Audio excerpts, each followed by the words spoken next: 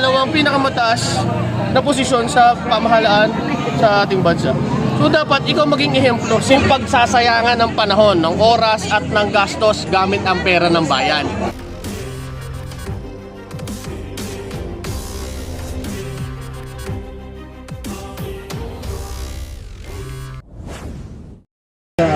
Salita ni BBM na huwag nang ituloy yung impeachment complaint sa ating group. Ako talagang napaka talino ng Pangulo. Kasi sinabi niya walang makikinabang, di ba? Walang importansya kung pagsasayangan ng panahon, ng oras at ng gastos gamit ang pera ng bayan. Subalit, yun ay sa kagustuhan ng Pangulo. Pero siyempre, maraming Pilipino ang hindi naman pare-parehas mag-isip. Gaya ko, ako tanggap ko yung panawagan ng Pangulo, pero yung pagbantaan yung buhay ng Pangulo ay ibang usapan na yon. So no one is above the law na tinatawag. At doon sa mga grupo na nagpapasa ng reklamo ng impeachment, karapatan nila yon. Hindi sa kalaw yun ng Pangulo. Kasi may free will yung mga tao. Gusto nila ang Pangulo, mahal nila ang Pangulo, sinusunod nila ang Pangulo, pero syempre, nasasaktan sila kapag sinisiraan or pinagbabantaan ng buhay ng Pangulo.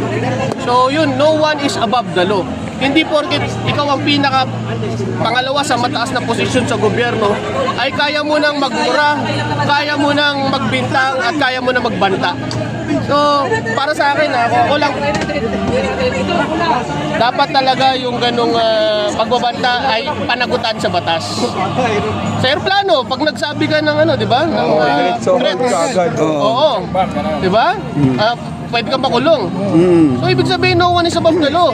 Dahil ikaw, nanumpa ka sa saligang batas na posisyon mo bilang pangalawang pinakamataas na posisyon sa pamahalaan sa ating bansa. So dapat ikaw maging ehemplo, simbolo. Nakita ba natin na nagmura ang Pangulo? Pangulong Bongbong Marcos. Nakita natin nagmura hindi. 'Di ba? So ako para sa Pangulo, gusto niya wag nang bigyan ng pansin. Pero siyempre, hindi nga pare-parehas sa mga tao. At kung meron mang gusto magsampa, tignan natin. Siyempre, tignan natin kung magagamit ba niya yung kanyang kapangyarihan bilang pangalawang Pangulo upang hindi madepensa. Kaya niya bang patunayan yung kanyang pagiging inosente doon sa sinasabi niyang hindi niya pagbabanta. So maimpluwensyahan niya ba ang ating Korte Suprema kung sakaling mayroong mag-file ng impeachment laban sa kanya? So sagutin na lang, walang pinagkaiba yan doon sa usapin ng ICC, doon sa usapin ng mga Quadcom hearings. Kung wala kang itinatago at wala kang kasalanan, bakit hindi ka humarap? Bakit ginagamit mo trial by publicity? Magsasagawa ng mga rally, magsasagawa ng mga pagtitipon, panawagan na protektahan ka. Hindi doon ang tama. Hindi sa EDSA, hindi sa karsada ang panawagan para gawin at ipagtanggol yung sarili mo. Kung di saan, doon sa hearing, doon ka magpaliwanag. Di ba? Kasi, number one, nanumpa ka sa saligang batas. Sundin mo ang batas ng Pilipinas. True saligang batas. Pero hindi ka sumusunod sa batas. So, di ba? Ganun kasimple. Walang paglilinaw yung mga rally na yan. Yung mga rally na yan, mananawagan ka, be-brainwash mo lang yung mga tao na sasabi mo, pinopolitika ako. Di ba? Kung pinopolitika ka, dalhin mo sa proper forum. Kasi ikaw ay isa sa nagpapatupad ng batas. Tama. Pero anong masabi mo, sir, sa di pagsunod ni VP Sara sa panawagan ng NBI na magpaliwanag? Yun na sinasabi ko, di ba? Ini-impluwensyahan mo or nagte-take advantage ka doon sa kapangyarihan mo, di ba? Pero nanumpa ka sa saligang batas ng Pilipinas na pagsisilbihan mo at susunod ka sa batas ng Pilipinas, pero ikaw mismo hindi ka sumusunod. So anong gagawin? Yung mga taong nakikinig at sumasampalataya sa'yo, sasabihin, inaapi ka, aping-api ka. Pero hindi sa proper forum doon sa labas sa kalsada. Dapat umating siya ng hearing. Umating siya ng hearing, tapos pumunta siya ng Congress, pumunta siya sa NBI, doon niya sabihin. Dati siya abogado, ay abogado pa pala. Abogado siya. So alam niya yung batas. So ganun lang kasimple.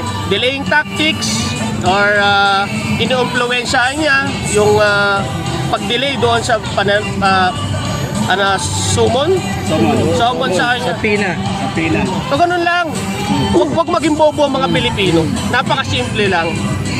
Nanumpa ka sa saligang batas upang patupad at sundin ang batas ng Pilipinas, pero ikaw mismo ay hindi sumusunod doon sa batas.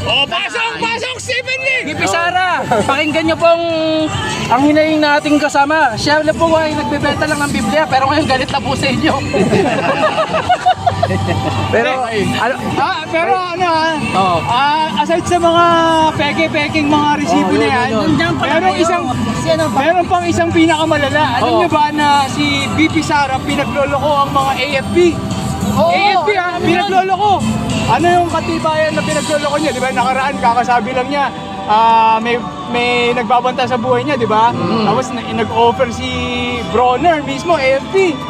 Chief of Staff na pagbabantayan siya kung hindi daw kaya nung 300, 400 na security niya, si Bronner na mismo ang magbabantay sa kanya, mag-head ng BP.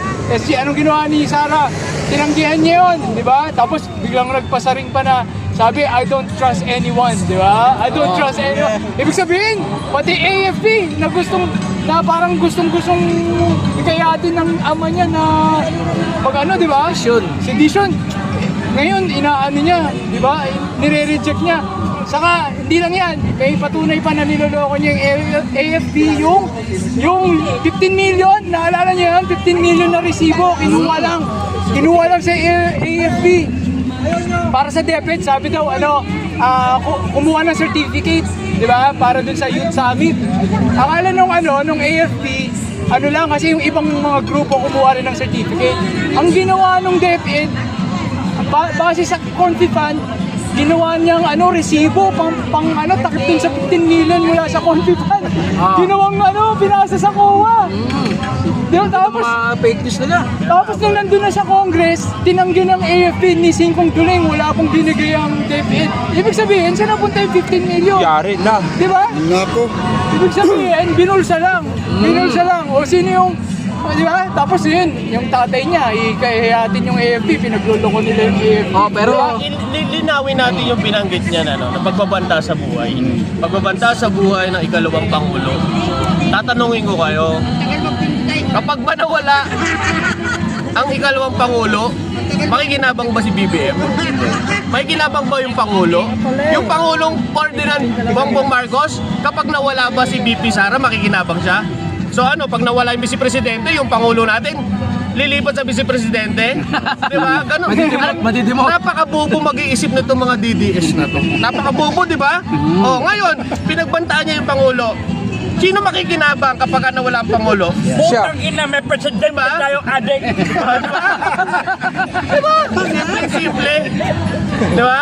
Huwag natin gawing bobo yung mga Pilipino. Invite natin si Congressman Joel Chua.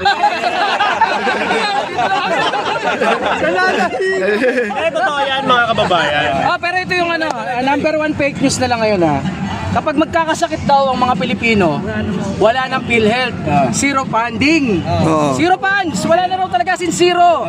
Mali po yun.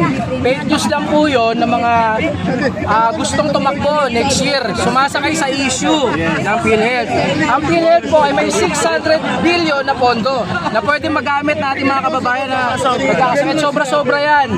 For the longest time, ilang taon na silang laging nabibigyan ng subsidy. Iba yung subsidy. Yes, iba yun. Iba yung zero budget. Yes, reserve yun. Ibig sabihin, pwede gamitin yun. Hindi mo naman, di ba, halimbawa, gold reserve. Kapag maganda ang market value nito, pwede nating ibenta. Baka gusto ng mga didilis pag naupo si Sara gagamitin yung... Ay, hindi pwede yun, hindi pwede yun. Ginagawang mangmang yung mga Pilipino. Ginagawa kayong mangmang.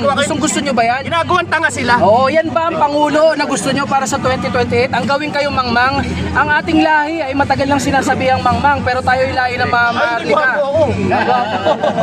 Huwag kayong papayag. Kanina may DDS mismo sinabi, mukhang mga... Hindi, sa comment section. Sabi, mukhang disente lang pero hindi magpapadrug test, ganun daw ako. Isa yung ibig sabihin, ang paningin nyo sa isang BBM vlogger, disente. Kasi sila mukhang mga basura.